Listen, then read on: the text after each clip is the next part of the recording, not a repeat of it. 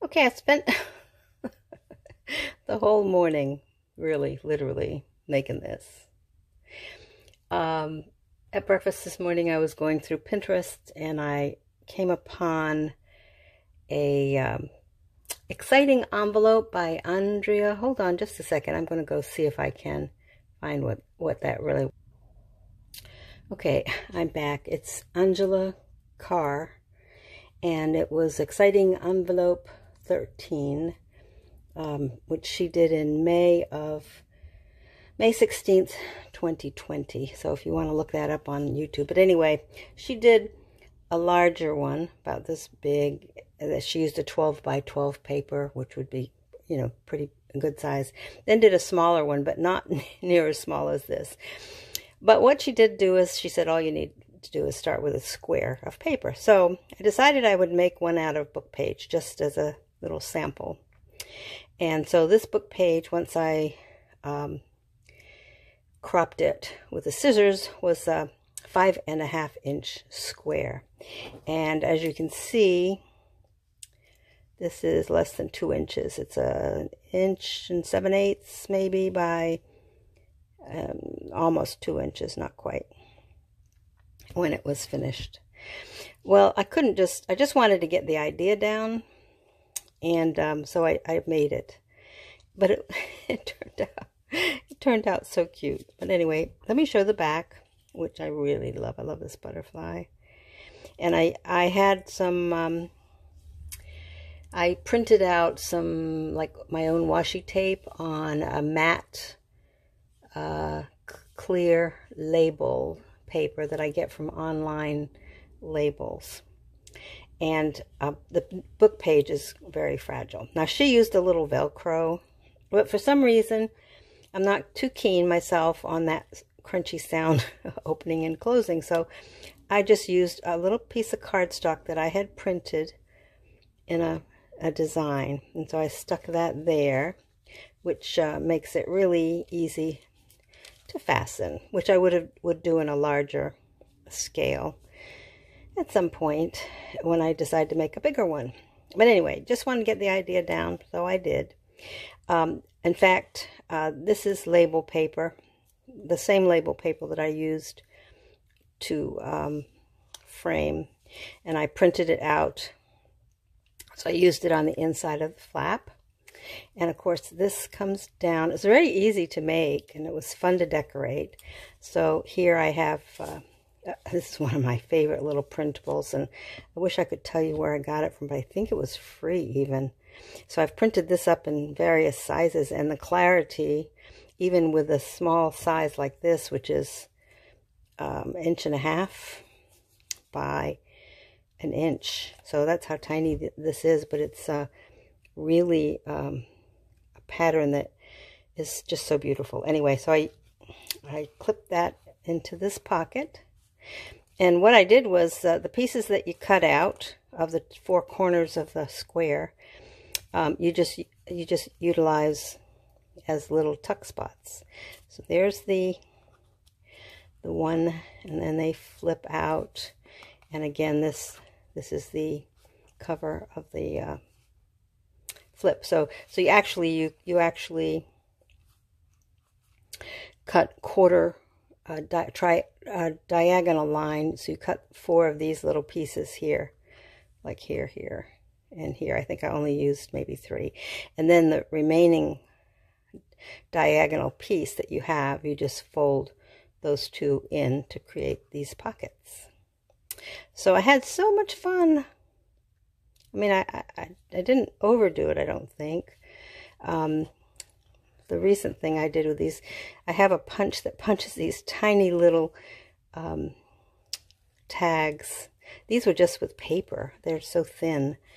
And what I did is just color them with my, instead of using a stamp pad, I find I really get more mileage from Pitt pens, the large Pitt pens. I just swipe the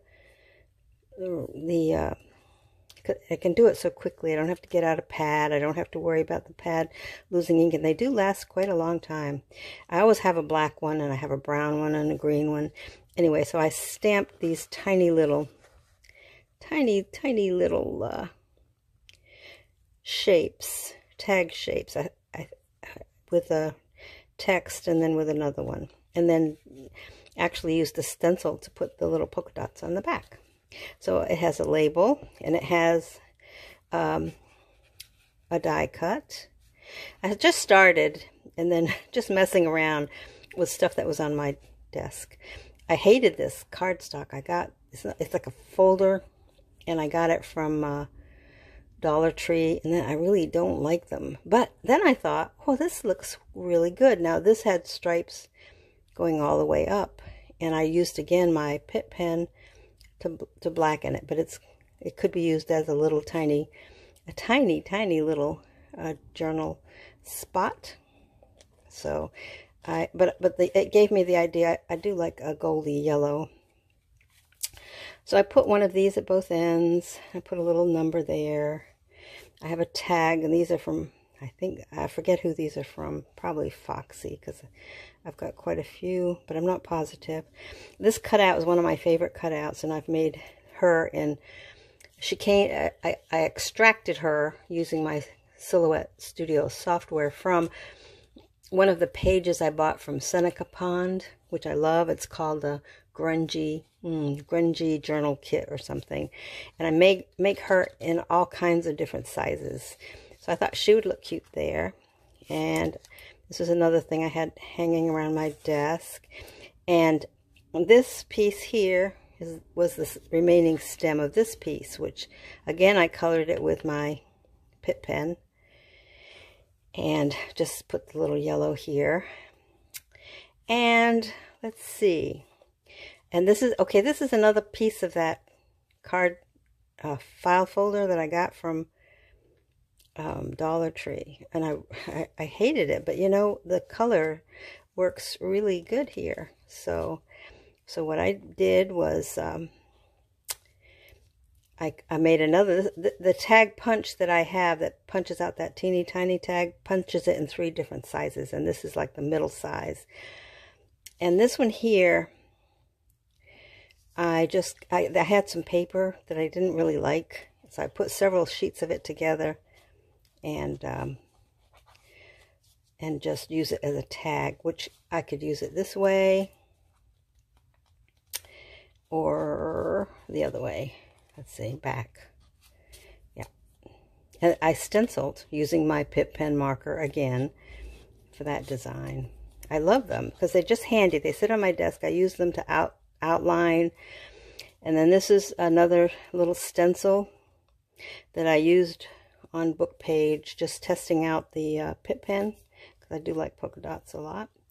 And then this thing here comes up, and this thing can't do anything without a butterfly, I think. So there it is. Thank you, Andrea Kerr. I will follow all her, but I don't have a chance. Oops, sorry about that. I don't always have a chance to do something right away, but sometimes I will just work on small, so that way I can get the concept down. But I had so much fun creating this little thing. I can't believe it. You might as well do something larger, right? But anyway, I do like working small. I guess years and years ago, I had a dollhouse. I furnished a dollhouse for my daughter, and I did all the work after I came home from work, and I made furniture and did a lot of fun little tiny things. So I think I like small items. That's all I can say. But thank you, Angela Kerr, for exciting envelope idea number 13, because it sure was fun making it in this teeny tiny mode. You can see how small it is. And so I got the concept down. I can make them big if I want, and it really is fun, a fun little envelope. So this can stick, not too thick. It's got a bunch of stuff in it, but I could stick it anywhere. So this is to document what I did and how I did it for my future reference.